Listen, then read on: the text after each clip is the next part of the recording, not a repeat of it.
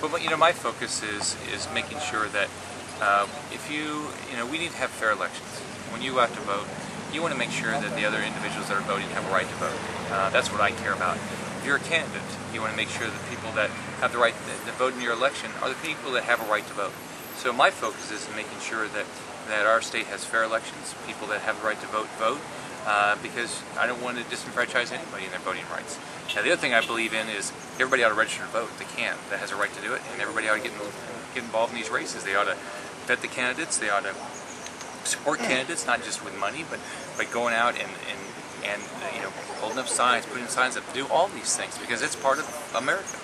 Well, Governor, what about the timing of this search for illegal voters on the voting rolls?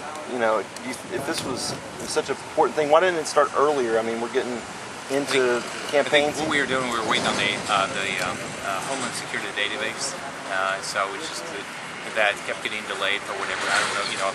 I'm responsible for the state, but my understanding is they just kept delaying it, and so what you're trying to do is make sure. I mean, there's no perfect time to do any of these things. We just want fair elections, and that's what all of us want. This is not a partisan issue. I mean, Republicans want fair elections, Democrats, Independents, we all do. All right, guys, thanks. All right, thanks a lot. I see y'all.